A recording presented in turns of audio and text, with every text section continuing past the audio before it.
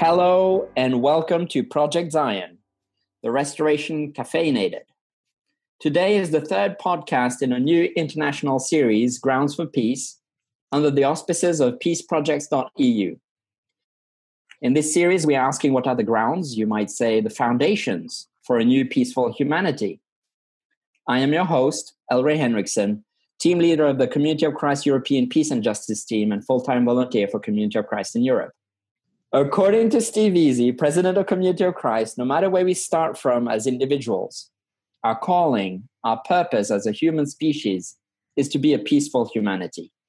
The phrase peaceful humanity is another way of saying Zion, God's peaceful reign on earth where everything is as it should be. Today, our guest is Zach Harmon McLaughlin in a further discussion on ecumenical and interfaith partnerships and advocacy. Reverend Dr. Zach Harmon McLaughlin is the Dean and faculty member of the Community of Christ Seminary and Director of Religious Studies at Graceland University. Zach received a BA in Religion in 2008 from Graceland and an MA in Religion in 2010 from the Community of Christ Seminary. He recently completed his Doctorate of Ministry in Executive Leadership from San Francisco Theological Seminary. His dissertation was titled Post-Church Ecclesiology, the Future of Community of Christ Through Ambiguity and Principle. Zach is an ordained minister of Community of Christ and holds the priesthood of 70. He currently serves the church as a member of the Interfaith and Ecumenical team. He is passionate about peace and justice, environmental justice and belonging. And Zach considers himself a practitioner scholar. His favorite quote is from theologian Anne Lamott. The opposite of faith is not doubt. The opposite of faith is certainty. Please say hello to our listeners, Zach. Hi, everybody. Thank you, Zach. What are the things in relation to church that you are most certain about? What are the things that I'm uncertain about? Most certain about. Most certain about? Here's what I always tell people. So I have 3 degrees in religion. And the only thing that I'm really certain about is that I am not God. So that's my certainty level. And what I mean by that is I am a part of God. I am beloved by God. I am with God. I co-create with God. I am not God. So that's the end of my certainty. Well, thank you. I mean, back in the days, I used to talk about divine masculinity. So perhaps that's one of those things we ought to explore. Zach, I'm so glad you could join us today to continue this important discussion about one of the dimensions of our holistic peacemaking model that informs this peace colloquy. One of those I find the most interesting and crucial, perhaps, which is to form action teams for peace. So, Zach, you recently gave a webinar on ecumenical and interfaith partnerships and advocacy as part of the 2020 European Peace Colloquy webinar series. Our listeners can access this webinar at peaceprojects.eu or on the Community of Christ Europe YouTube page. First, is it possible for you to explain to our listeners what ecumenism is and also what we mean perhaps by interfaith partnerships?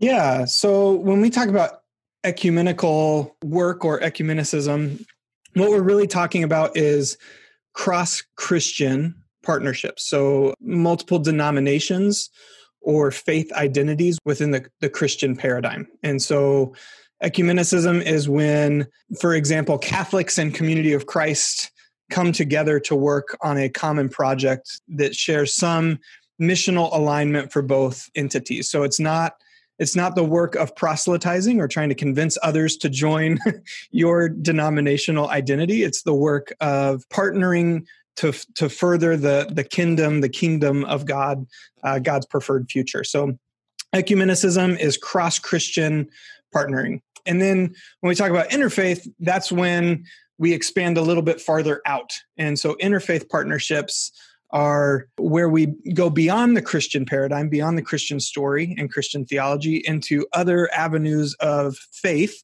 So Judaism, Buddhism, Islam, all these various forms of faith to, again, find those points of commonality, those points of missional alignment. While we may have different theological perspectives and we may have different praxis or practice, we also share a desire to fulfill and engage for the common good. So ecumenicism is kind of Christian focused. Interfaith work is beyond the Christian scope as we kind of further the betterment of the world through our shared missionally aligned praxis. Great. So the African American theologian Howard Thurman to this, don't ask what the world needs, ask what makes you come alive and go do it. Because what the world needs is people who've come alive. So for me, you're one of those people, I think, who have come alive. And one of my first questions was immediately, so tell me, why are you so excited? Well, that is about an hour-long answer, and I know this podcast isn't that long.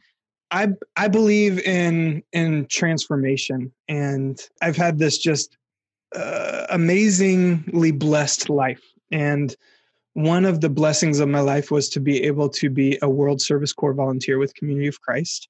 When I was 20 when I started, and my birthday was actually while I was on my assignment, and so I turned 21. But I was sent to Zambia, Africa. And I spent most of my time in rural Zambia, in the northern part of the country. And it changed my life forever. It was the first place I met Jesus, even though I had been baptized since I was 8 years old, gone to church every week since I was a child, heard Jesus preach from the pulpit for more than a decade. And then the first time I met Jesus, I was 21 in rural Zambia. What I mean by that is I began to read. So there was so much space. The pace of life in Zambia, at least at that point of time when I was there, was so much slower than my Western US pace of life, which was just do, go. I had all this space in my day-to-day life. And so I didn't have anything with me but a Bible. I started reading the New Testament. And the more I read the New Testament, the more I thought, oh my gosh, I don't know who this Jesus is, because this Jesus that I'm reading about is a radical criminal who's a revolutionary. He's innovative. He's engaging in challenging the status quo and confronting systems and practices that are broken. And I was like, where's this Jesus been my whole life? And keep in mind, I'm reading about this Jesus while I am in the midst of the world's poorest of the poor. And so the backdrop for me reading this New Testament is in a village where there's no electricity, no running water. We had to walk about almost just shy of a mile to the community pump. And so I'm reading about this radical Jesus coming from this Western paradigm in the US where we have an overabundance of whatever we want and consumerism out the wazoo. And I'm reading about this radical Jesus who is saying, set all that down. Notice the oppressed and marginalized. The good news is for the poor.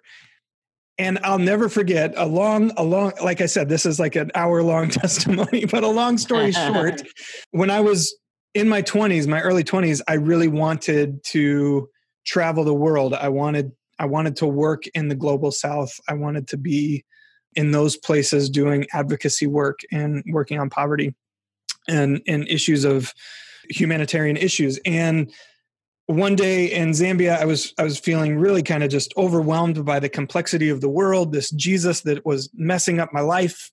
And I went out and I took a short walk from the small house we were staying in, and I sat on this giant termite hill that had one singular tree kind of growing out of it.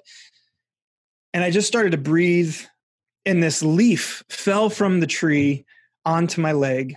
And I remember looking at this leaf and just thinking, this insignificant, meaningless leaf that no one cares about is perfect. It was created with such care and such thoughtfulness. The everything was perfect on it. And the next thing that just entered my heart, my soul, was this sense of, Zach, heal the church. Now, I say that not as like I'm some savior or anything like that. So please, listeners, don't misunderstand me. I do not think I'm the fixer of the church by any means. But this just deep impression, heal the church. And what I took from that experience was, if we can stop playing church and become the church, we can change the world. If we can move beyond our complacency And the church paradigm, at least where I come from in the United States, of church is about me and my needs and what I need, and shift our focus to the prophetic reality of the inward outward journey, the interior life that's coupled and paired at its root with the external life. All of that pushed me to this place now where, I feel like my sense of call is really, I want to be the church. I want to embody it. I want to incarnate it. I want to be the hands and feet of Jesus in a broken world.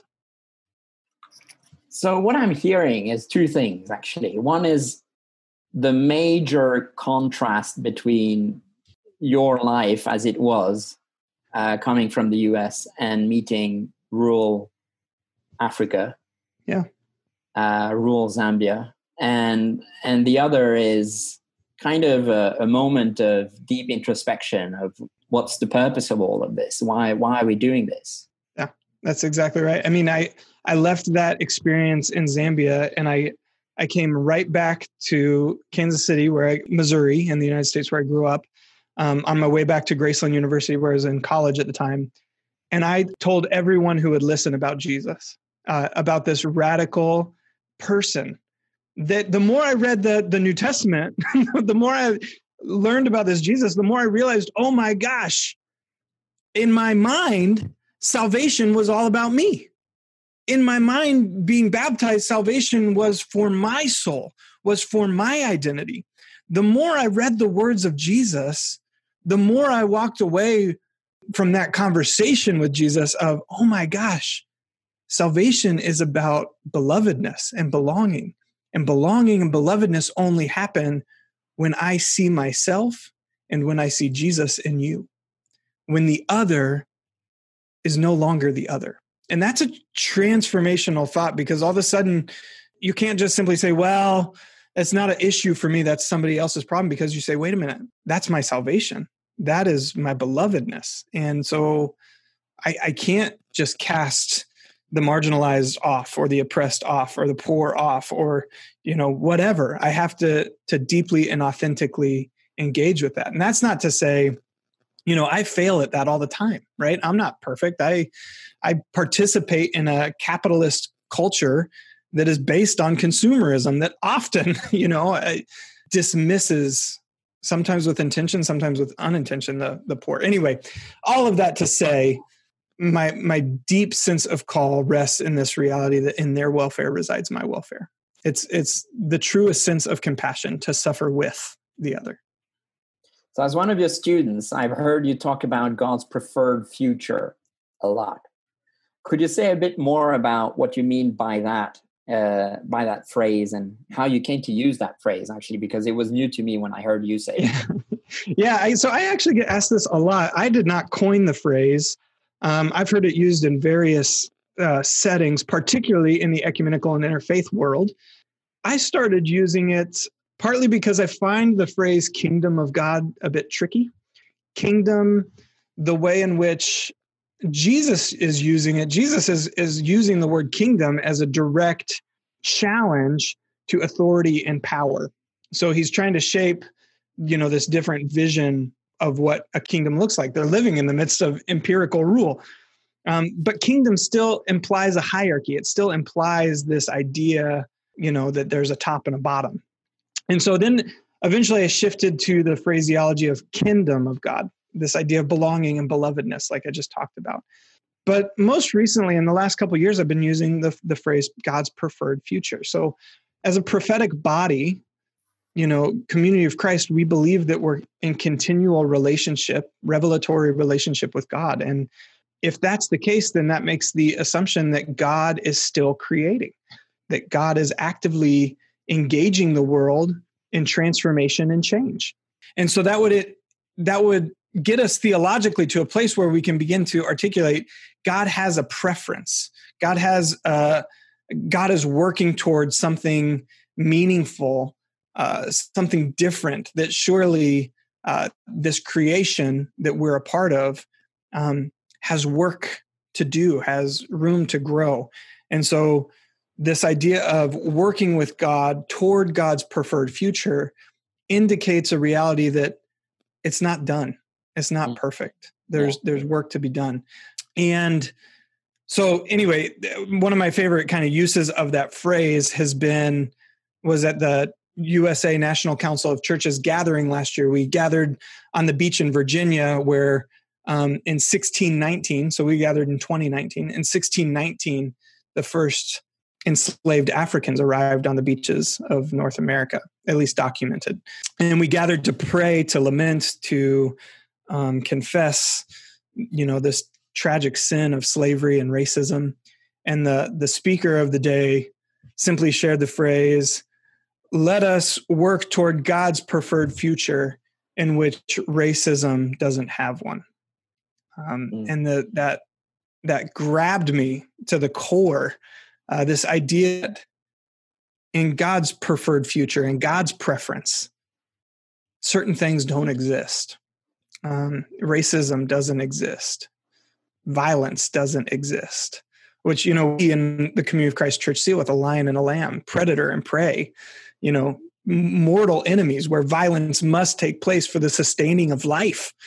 Yet in God's preferred future, that violence doesn't exist. Life finds a different way. So that's kind of where that comes from. It's simply a way to articulate our partnership and prophetic relationship with God. So I love that this has ecumenical roots. I mean, this is great in terms of this podcast, this question that we're kind of exploring. In that sense, it makes the next question, which is really, how do we partner with God in making that future happen? Because this is really what this is about. How do we go down to actually doing it? Yeah. So this is like really key, particularly when we talk about creating action teams. Many of us that live in Western countries have been educated through a lens of critical thinking. And so we're solution oriented by virtue of our education. We see a problem and we want to fix it. The problem with that when we start talking about giant social or humanitarian issues is that the solutions are overwhelming, right? And we often will find ourselves in conversation with one another where we say, what can I do to change climate change, right? Like, I'm not an executive of a oil and gas company. What am I going to do, right? Like, there's only so much me in the Midwest of the United States. Sure, I can recycle. I can lower my single-use plastic consumption. There's things I can do, but it's overwhelming to think about the big picture solution. When we start thinking about issues of peace and justice, we often hold ourselves hostage to the 50,000-foot solution of humanitarian problems. What's so important here is that we really grab onto the wisdom of Mother Teresa. And this is something that is often overlooked, but so deeply, wildly, profoundly important. Mother Teresa was flooded with visitors who would seek her out in Calcutta, simply to just try to it reminds me of like the scripture where the woman tries to touch the hem of Jesus's robe, right? Just to get a touch, just to maybe some of that profound ministry will rub off on me if I can just get close. So people flooded Mother Teresa, right? And she would always tell these people, often Westerners who would come, just do small things with great love. Small things with great love will change the world. And I think when we begin to talk about how we actually partner with God, we have to let go of our aspirational hope. And so don't misunderstand me, listeners. I'm not talking about, well, let's set down aspiration and hope. What I'm talking about is calibrating that to our context. So if I am just one person in the Midwest of the United States of America, what can I begin to do to create change? Realizing that my subtle actions have much broader ripples and engagement with complex systems than I know. And so as we begin to form action teams, we need to focus on our context, on our community, and begin to notice through some of the process in which I laid out in the webinar, which you can go and watch, but really beginning to work through small actions that are transformative for community. And ultimately, what those small actions do is they create story.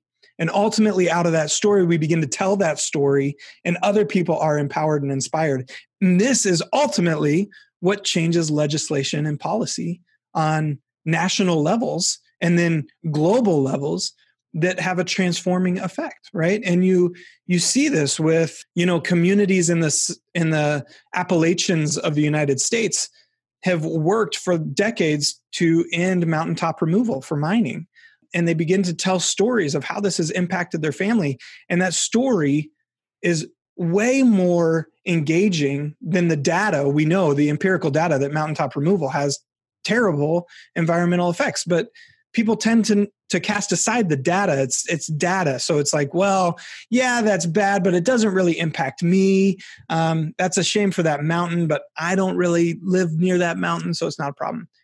But when you hear the story of a child who's gotten sick because of chemical runoff has gotten into the water of their family's home, that's very different. That's a different story than the data that's associated with it. So all this is to say, small actions in our communities where we live, in our context, to set in motion meaningful change. There's a wonderful book by Susan Beaumont called How to Lead When You Don't Know Where You're Going. And in this book, she talks about the difference between aspirational purpose and proximate purpose. And what she's really trying to articulate is, so if we really want to change systemic racism, and the aspiration is to end systemic racism, we have to start with baby steps. And she uses the metaphor of building the bridge as we're walking on it. Mm-hmm. So not waiting for the bridge to be done so we can walk across it.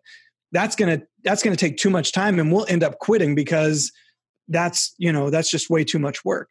But if we walk on the bridge while we're building it, board by board, piece by piece, slow, small, subtle actions of meaningful change, ultimately we're getting closer and closer to that aspirational purpose. So we all need to heed the wisdom of Mother Teresa: small actions with great love.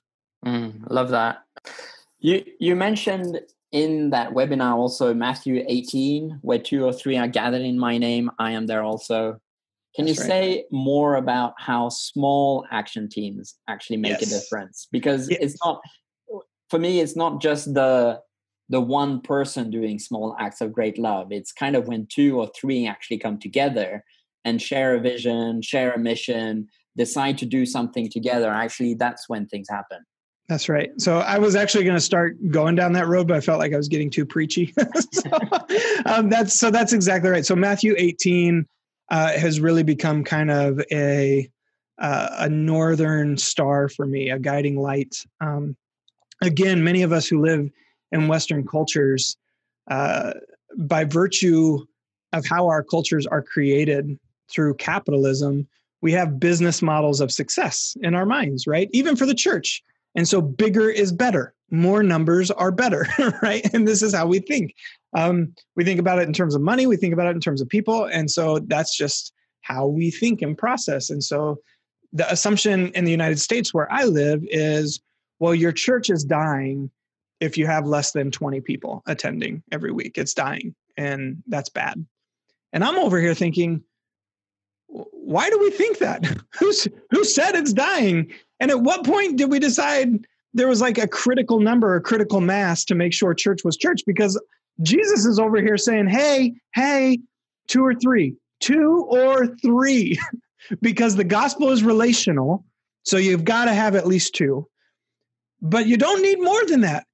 Because here's the thing, church folk, God can do impossible things. God can raise a dead man. God can resurrect. God can transform empire. God can topple mountains. And we're over here saying, no. That's just a story. That's just some crazy story. And God is saying, no. I make the impossible possible. I make transformation reality. I make incarnation every day. And I even often will joke, because Community of Christ says to form a congregation, you need at least 6. And so I always joke and say Community of Christ thinks we're a little better than Jesus, because, Jesus says 2 or 3 and Community of Christ is like, no, let's double that. Let's go with 6 just to be on the safe side. So, that's just a little joke there. Please no one get mad at me. But this is where we're really talking about reorienting success. Yeah. That And Margaret Mead, many of us have heard that quote from Margaret Mead. Never forget that a small group of people can change the world. Indeed, it's the only thing that ever has. And this is true, right? You think of Gandhi, Martin Luther King, Mother Teresa, these people who changed the world. It began with small actions, with just a couple of folk, where they decided to stand up and show up and say, this is not okay. Someone must do something about this.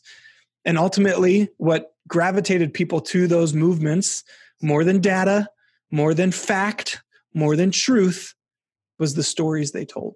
And those stories transformed the world. So you have one story that I'd like to hear recently because of Black Lives Matter movement. Yeah. You took initiative for something. What did that mean? What did that imply? Yeah. Could you share a bit that story with us? Yeah, absolutely.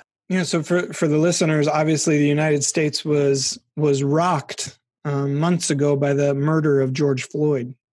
And, because it's the United States, everything becomes political and everything becomes right or left. And that makes ethical and moral issues incredibly frustrating, because for me, these aren't political issues. These are issues of humanity. That as a disciple of Jesus, I don't look at murder through a political lens. I look at it through the compassionate, beloved nature of God's beloved. For me, that's a hard thing to connect with. So anyway, I live in Independence, Missouri, and I live about a block from the Community of Christ Temple, which is just this beautiful place that's designated, that's blessed as an ensign of peace. It's by far the tallest building in Independence, maybe the tallest building in Jackson County. I don't really know, but it's just this beautiful, towering temple that calls our attention to peace, that calls our attention to this idea of the kingdom of God, God's preferred future. And so, as the weeks after George Floyd's murder were unfolding, the United States was embroiled with protest. Every major city across the United States, New York, LA, Seattle, Kansas City, Chicago, they all had, thousands and thousands of protesters saying, this is not okay. Police need to be held accountable. What happened to George Floyd was unmistakably murder. I mean, he knelt on his neck for 8 minutes and 46 seconds. I mean, it's impossible to try to justify that, even though people have. And so I was here in Independence, and I've been a longtime protester, and I kept thinking, wait a minute. The Community of Christ and the Restoration Movement have this long theological narrative of Zion being in Independence, Missouri. Now, for the Community of Christ, that changed. In the early 20th century, we quickly realized that Zion is not necessarily a physical, isolated place, but happens across the world, that Zion exists as a condition of God's people. So we've kind of shifted that narrative, but yet still Independence, Missouri has been this kind of sacred idea of what may be possible. And I kept thinking, wait a minute. If we have this ensign of peace here, and we say that this place should be a glimpse of Zion, then where are all the people showing up to say what's happened is not okay? This is not peaceful, and that our country is broken, and that we need to reorient toward peace. And so I thought, it was a Thursday afternoon, and I thought, I'm gonna show up. I'm gonna just, put out a call to all my friends and anyone who wants to come and say, we need to stand up and proclaim this land, this spot as peaceful. And what's really crazy, El Rey, and most people don't know this, in 1945, I think it was 45, the President of the United States, Harry S. Truman, stood in the Community of Christ Auditorium and for the first time in history told people that the United States would be an original signatory to the United Nations. That happened here in Independence, Missouri. And so there's a UN Peace Plaza commemorating that event, saying this was a place where we decided we did not want war anymore following World War II, that we had failed humanity, and that never again should the sins of that war happen in this world. And so Harry Truman, as President of the United States, says, we're signing on to the UN. And I'm thinking, all this is in Independence. Where is the outrage? And so I simply put a call out. And this is what's really important. I'm a white heterosexual guy. Every bit of privilege for the most part slants my direction.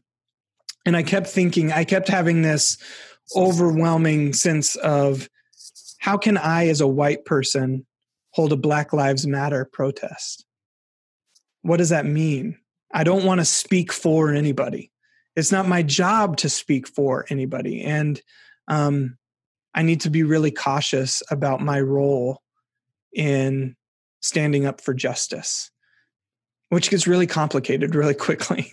And so, and actually what was really amazing is I had people in the community call me out on it. And they would call and say, "Hey, Zach, I saw that you're gonna march in Independence. Are you gonna have any Black activists speaking, or is it just you?" And I said, "Well, I don't know. Right now it's just me, and I don't know what we should do." And what was amazing was it quickly moved beyond me. And so friends would call and say, "Hey, I have this friend who is an advocate of Black Lives Matter. He could come and speak. And this friend, she could come and speak." And so what happened in just really like 24 hours, we had these amazing activists come and share with us from the Black perspective. And so I really did nothing. I simply stood up and welcomed everybody, said, "Here's why we're here." Now my job is to listen. My job is to listen and elevate these voices, to stand as an ally, as a friend, as a support.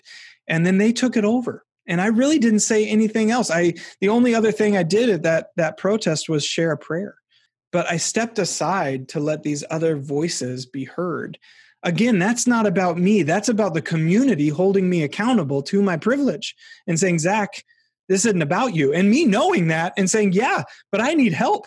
So what does this look like, and how do we make this better?" And I know we failed in some ways, but I also know that on a hot Sunday in Independence, Missouri, almost 300 people showed up to walk with me. And we knelt for 8 minutes and 46 seconds on concrete in remembrance of George Floyd, but not just George Floyd, every other Black person who has been systemically murdered in this country.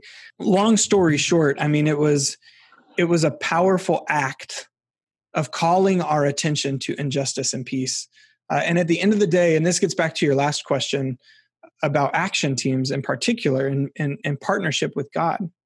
One phrase that has emerged from the Black Lives Matter movement here in the United States that I absolutely love is progression, not perfection.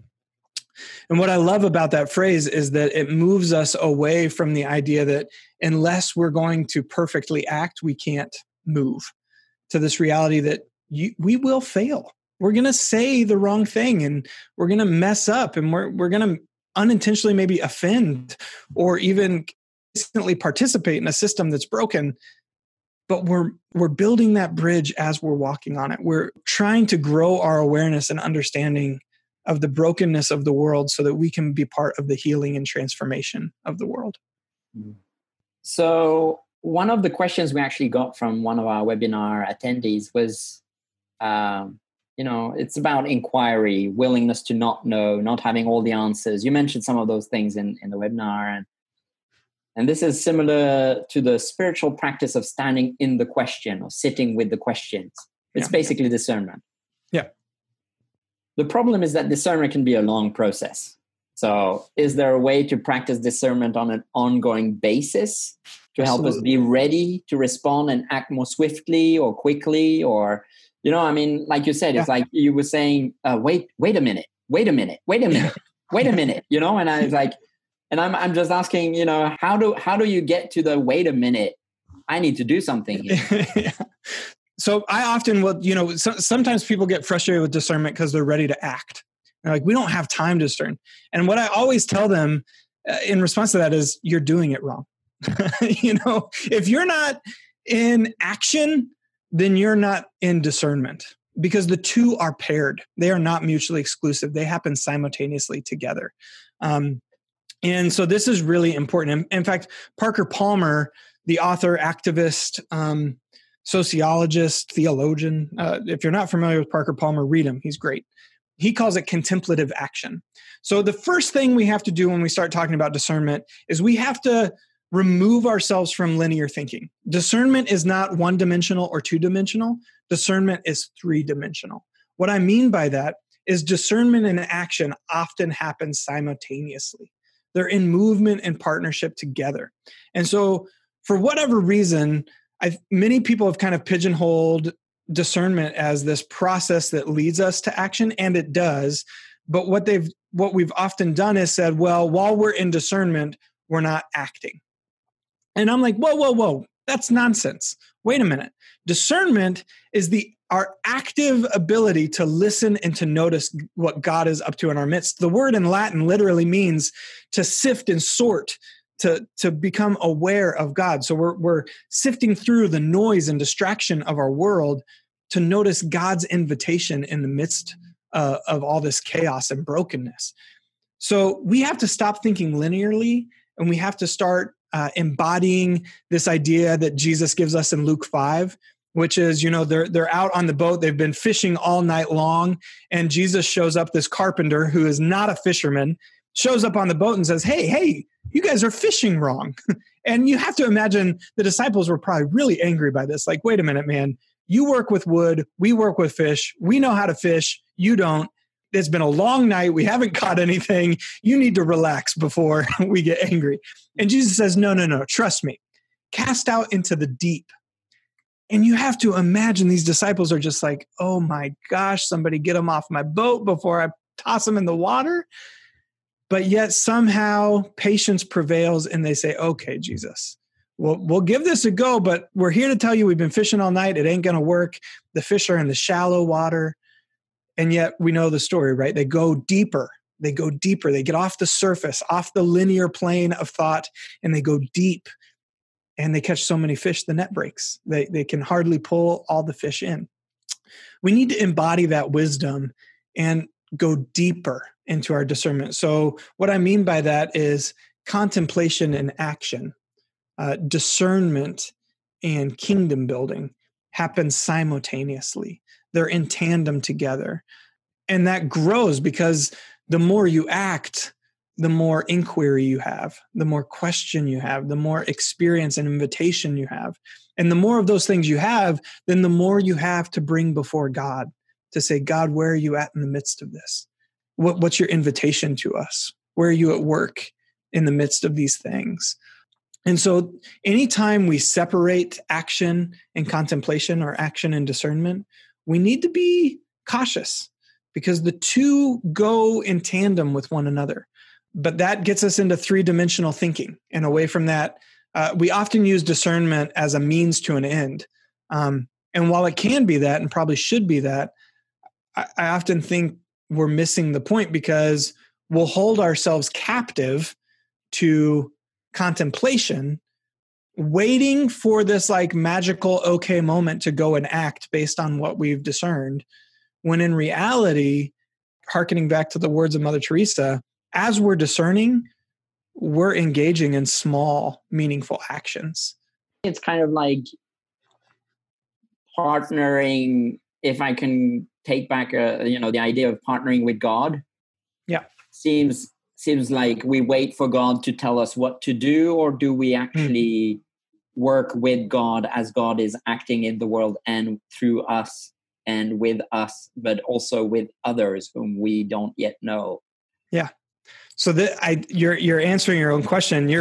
The interesting thing here is that we cannot be advocates of peace and justice with God unless we are in relationship with God. And this is really hard for us because I don't know about our listeners, but I'm a control freak and I often don't have time for God. So I end up following my own agenda, my own desire, my own focus. The whole point of discernment is to hold us tightly in relationship with God. And so to authentically engage in the work of peace, in the work of justice, there's an assumption that I am already deeply in relationship with God, where I'm taking things to God, holding them with God as God invites me into what God is already up to in our midst. And when you think about the movements of our church, of the community of Christ, most of these movements have happened because of encounter, because testimony, because someone has had such a transformational experience with God they begin to act. That's discernment. So as we said, we were going to talk about ecumenical and interfaith partnerships. Mm-hmm. And this is kind of building up to all of this, because I think that part of the question that stands with me now is, okay, so in order to kind of work with others of other faiths or of other denominations in Christianity, we need to know first where and how we want to work and how we are going to partner with God and what is the preferred future that God has for us, but also for all the people that we share this planet with. Mm-hmm. Could you say something like, when did you work with others outside of our own faith community and that made a difference that otherwise would have gone unanswered? I mean, it's like, if you hadn't done this with somebody else outside of our faith community, it wouldn't have happened. Yeah, absolutely. I can share about the very first thing I ever did that put me on this path toward wanting to work in ecumenical and interfaith partnerships. So again, this is a story from my early 20s. I was at Graceland University in Lamoni, Iowa. I was a bit of a rebel radical then. And one of the issues in Decatur County, Iowa, in the United States, Decatur County at that time, and I don't know if it still is, was the poorest county in Iowa.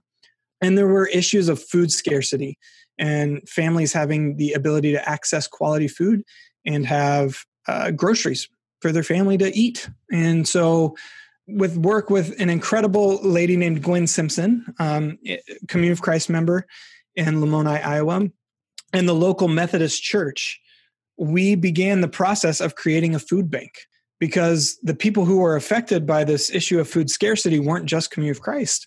They were Methodists, they were Baptists, they were Catholic, they were Lutheran. And so we began the work of partnering and saying, look, this is an issue for our folks and it's an issue for your folks. It's an issue for the whole county.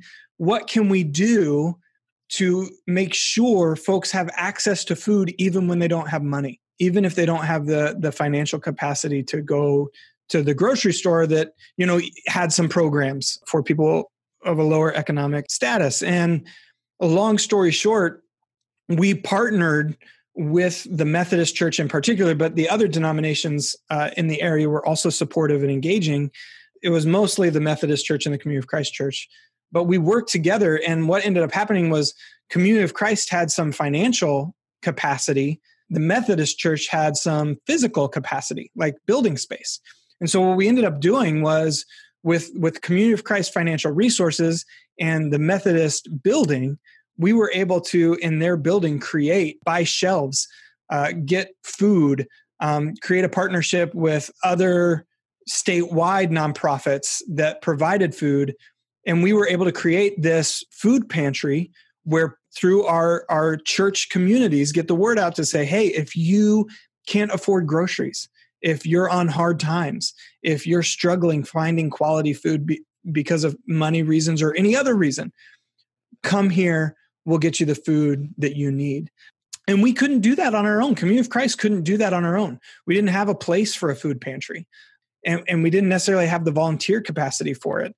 But partnering with the Methodist Church, we had capacity for Communion of Christ and Methodist volunteers. We had a physical location we could do. We had financial resources. And so pretty soon we had this complete picture where we could say, hey, no one in Decatur County needs to go hungry.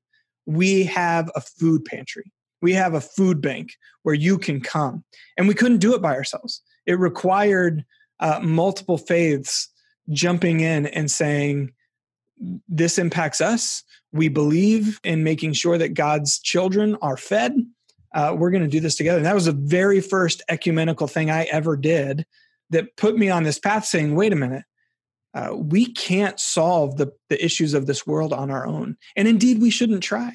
But when we pool our resources and work together, we can make tangible difference in a meaningful way. So that was the first thing I did. That sounds great. But how do you organize?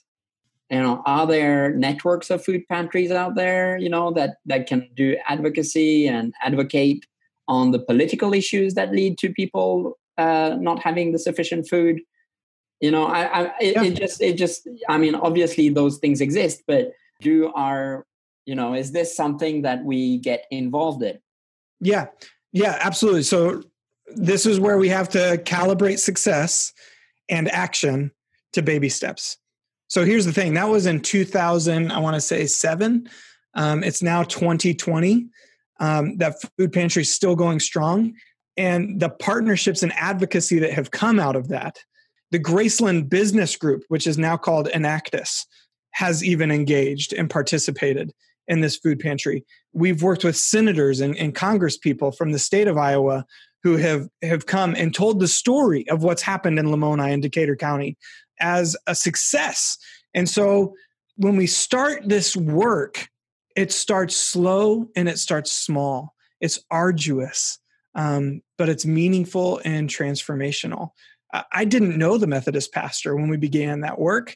I think Gwen knew her through just happenstance relationship, through community and relationship. And so this is where networking, the people that we know, become really important. And if you don't know them, make relationships with them. So when I was a young pastor, I was in my 20s in Southern California in the United States. I was a young pastor. I had no idea what I was doing.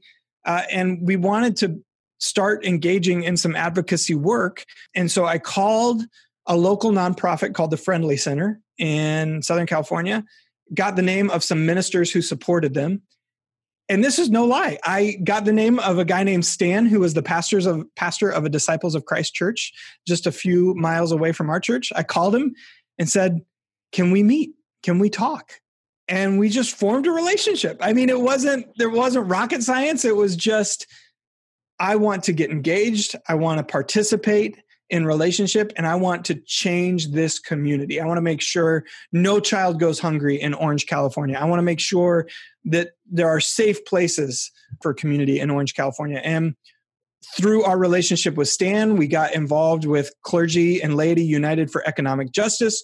We got involved with California Power and Light, which is a climate change organization with clergy. We got engaged with a whole host of these networks of ecumenical and interfaith work, which ultimately led us to partnering on a panel for city government that moved us toward advocating for policy change based on the actions of faith and community.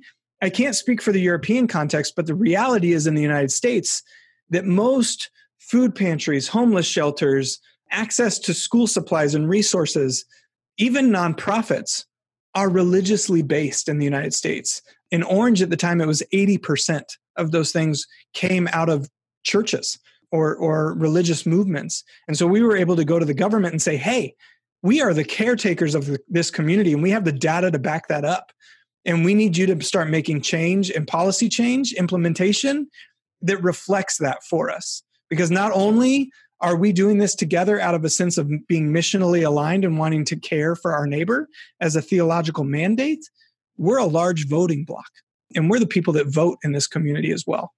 I share all that to say these are small actions that build on one another over time because our network of relationship expands and our ability to participate with others grows. But it starts with, hey, I just met this family and they don't have access to food. I know this lady named Gwen. She cares a lot about this. I'm going to talk to her about it. We talked to her. Hey, I know the Methodist pastor. She has also mentioned this to me. Let's get together and see what we can do. Why don't we, kind of survey our members and see if we can get some food together? And there's this nonprofit called Harvesters in Iowa. Maybe they'll give us some food and we can. And then 12 years later, it's still going strong. And, it's feeding hundreds of people. It's pushed me into relationships with pastors and priests and clergy from all over. I've sat on government councils. I've lobbied Congress people and senators in the United States. I've gone to the United Nations, all of these things because of just one little story of, hey, this family can't eat. What are we going to do about that? These small proximate purposes, building the bridge as we walk on it, this is where an action team starts. And it can happen anywhere. It can happen in Brussels, Germany, the UK, anywhere. What's happening in your neighborhood? And expand those relationships, expand that possibility. I mean, this is a great change story that kind of probably informs your theory of change, how things actually can change. And I just want to make the link between where we started off, which was these transformational encounters with other people. And since I've been a student, I've been fascinated by this exploration of who the other is. So trying to learn from the other, the good that they embody. Could you mention a time where your own prejudice was challenged in relation to people of another faith? Yeah. I know that's kind of a bit like... Just one time? Because there's been a lot. No, but, Yeah. Gosh. This has taken me a long time, and I'm still learning. I'm learning how to not be right, and I'm learning how to not be in control. And I think I'm getting better at it, but I still have a lot of work to do. The best example I can give would be at an event called Ecumenical Advocacy Days in the United States. It happens in Washington, D.C. every year. And thousands of people from all kinds of Christian faiths, Christian denominations gather to worship together, to learn together. And then ultimately we go and lobby our representatives from where we live to say, hey, these are the things we want you to do for peace and justice in our country. And it's really amazing. Well, I'll never forget one year we were dealing with the issue of incarceration reform here in the United States, which, if any of the listeners are familiar with the justice system in the United States, you know that our African Americans, Black people, are incarcerated at outrageous numbers in comparison to white people in the United States. And so we need justice reform. We need reform on this front. And so I was going to lobby one day, and everyone I was lobbying with was of different faith than me, and they were different colors than me, right? It was Black people. And I was making some assumptions about why certain things were happening that they really helped me open my eyes to my privilege. The place in which I sat shaped what I saw. And so for me, I wasn't seeing issues of injustice. I was seeing, I was treating it as this abstract system, and I was being helped to see the humanness of it. I had set aside the humanity of the issue to just make it a justice issue. And as we were advocating together, it became a human issue. These were brothers and sisters, sons, daughters, husbands, wives of people that were being treated without any reverence for their own belovedness. And so that's probably the best example, although it happens all the time. It happens so much that I have shifted there's an expectation, I think, sometimes because I run the seminary and I have a degree that I somehow know answers. And let me just clarify on this podcast, that is not true. I don't have the answers. I have no idea. In fact, if all of my education has taught me anything, it's taught me to constantly be in a stance of inquiry, to constantly hold ambiguity at the forefront, to know that I am a learner first. I'm a student. And anytime I go into a situation with the assumption of really knowing something, I need to be really cautious, because I learned really quickly that I was either making an assumption or I was off base, or, whatever it was. So I'm learning all the time about my prejudices, my privileges, the places in which I have blinders on to the world. So if you're learning, imagine how some of us might feel about, being in a learning position, especially when we go out into the world as lay ministers and try to, just make a difference and have encounters that could lead to change. I mean, the reason I'm going there is because you mentioned also that we were pretty late to the game of ecumenical relations and interfaith work as a community of faith. Also partially because we came to existence pretty late in 1860. 1830 to 1860. And I was just thinking how to reinvent the wheel. I mean, it's like, are we reinventing the wheel when we start saying, go out there and do something good?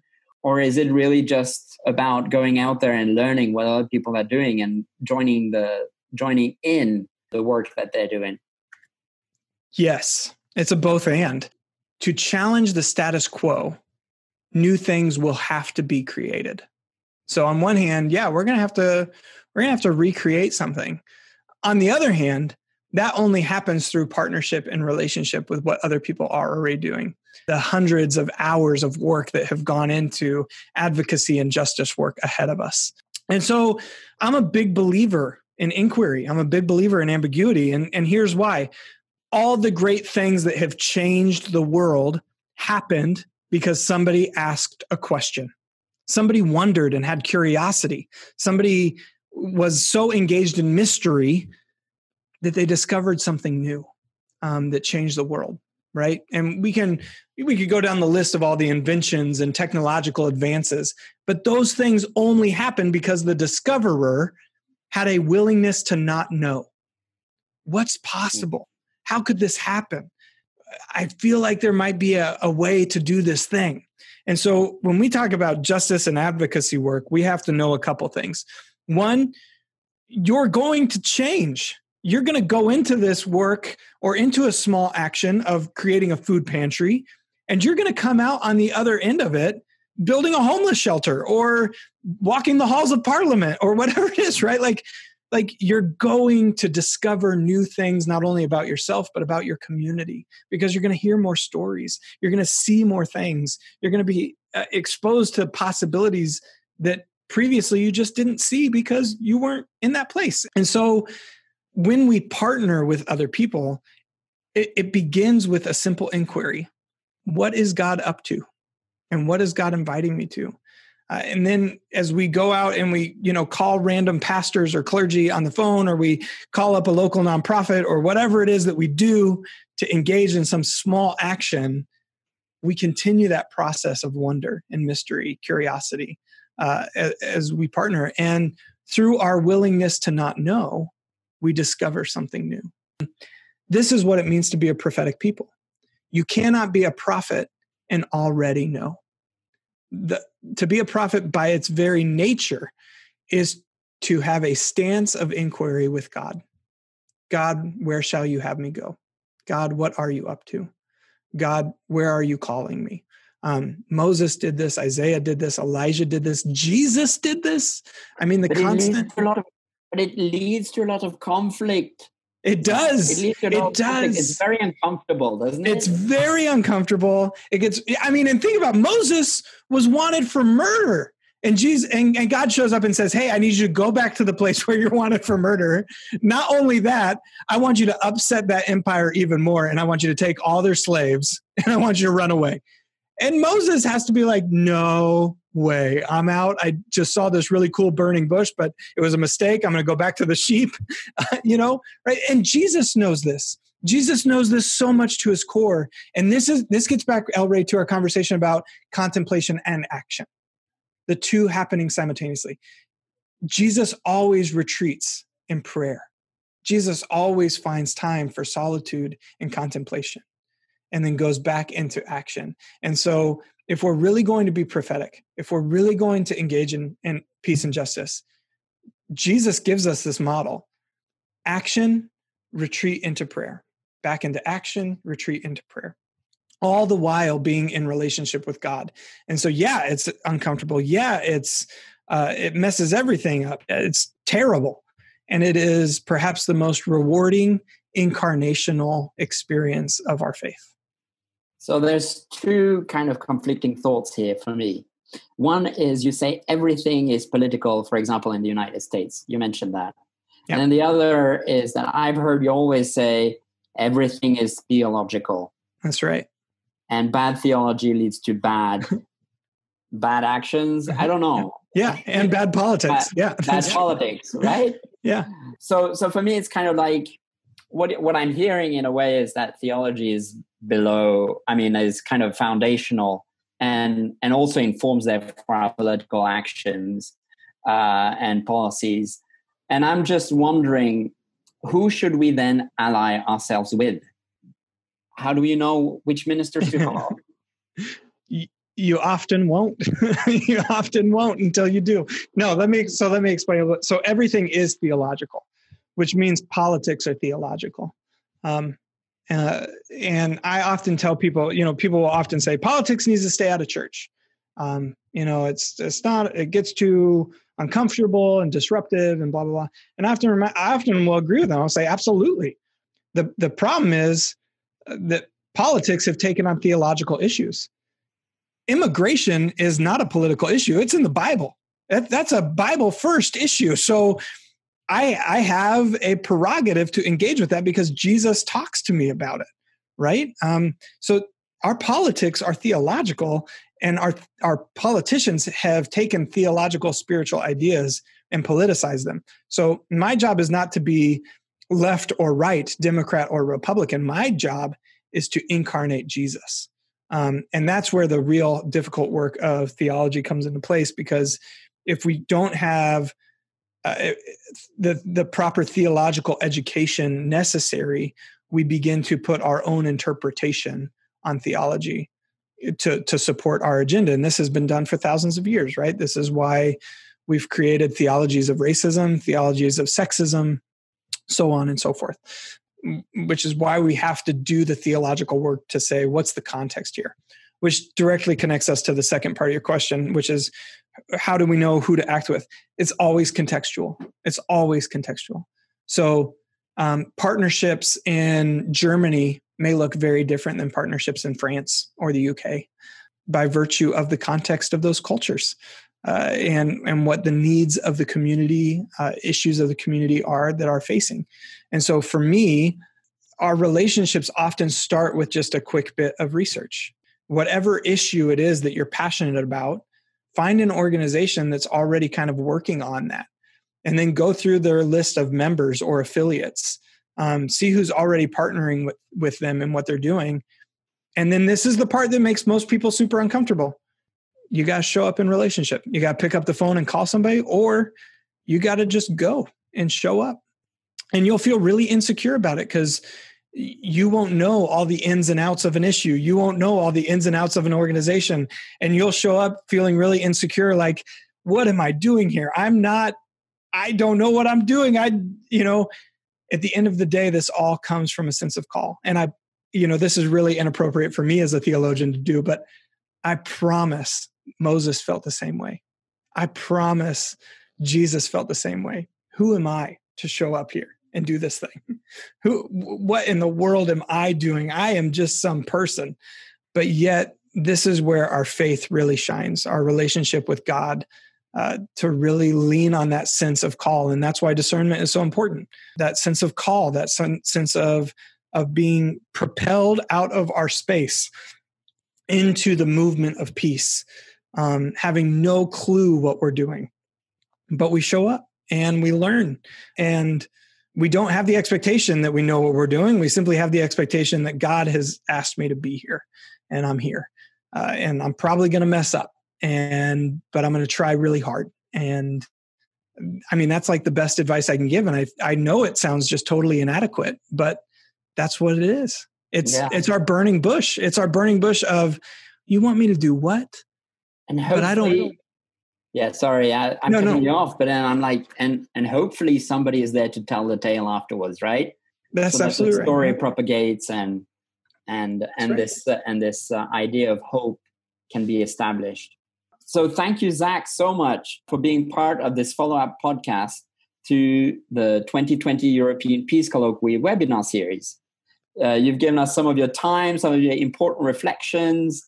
You're helping us discern, helping us give us some ideas about the simple steps we can take to start making a difference in the world, in our communities, in our neighborhoods, and just as people of faith. I do have a last question. Sure. I'm just like, how do we work with people of no faith? So even atheists are making a theological statement, right? So, but people of no faith still have morals, ethics, and values. They still have something that has shaped their principle of community, of society, of civility. And so we always have to be really keenly thoughtful about ecumenical and interfaith work, knowing that This isn't the work of convincing people to think like you think or believe what you believe or become part of your church. This is the work of incarnation. So we're not getting into battles of beliefs. We are really becoming ambassadors of Matthew 25. And Matthew 25 is where Jesus shows up and he's like, hey, where were you all at when I was hungry and thirsty and all these other things? And the disciples are like, what are you talking about? We've been believing all these things. And we've been, off here doing the belief thing. And he's like, the Gentiles, the non-believers, the people of no faith, they incarnated what I taught you. They gave me water. They gave me shelter. They gave me clothing. And so Jesus points this out, right? Like Jesus makes a real pivotal statement to these disciples. You must embody, you must incarnate this idea. This is not an intellectual exercise to be left in the halls of sanctuaries and cathedrals. This is a movement of incarnation to heal and transform a broken world. And so people's individual, now there may be relational moments on the outskirts of this work to have those conversations and engage in that. And indeed that should happen. But we're missionally aligning ourselves to address hunger, poverty, human migration, climate change, whatever it is. And I can really only speak from a Community of Christ context because that's who I am. My faith calls me to embody that Matthew 25 idea. I'm not here to proselytize. I'm not here to baptize. I'm not here to convince that my faith is better than yours. I am here to clothe the hungry, to give drink to the thirsty, to give shelter to the shivering cold. That's my prerogative in this movement.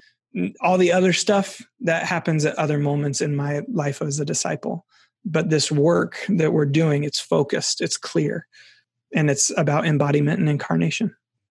Thank you, Zach, for again testifying to the importance of transformational encounters and meeting the other. But not only that, but it seems like, being conscious about who the other is and what the other's needs are, doing the work more than actually saying it or singing it, or, one way to end on this would be from Doctrine and Covenants, I think it's 165 now, that says, do not only sing and speak of Zion, but live, love, and share as Zion. Oh, don't leave out the best part, El Rey. Okay. Which is the follow-up of live, love, and share as Zion, those who strive to be visibly one in Christ, among whom there are no poor or oppressed. Amen. Amen. Thank you so much, Zach, for being part of this follow-up podcast to the 2020 European Peace Colloquial webinar series. Thank you for your time and your important reflections and helping us identify those simple steps for us to start making a difference in the world. And thank you to all of our listeners. Join us next to listen to Ryan and Georgia Comins share their answers to the question, can peace begin on our plates? Non-violence and what we eat, as we all continue to explore together our many different grounds for peace.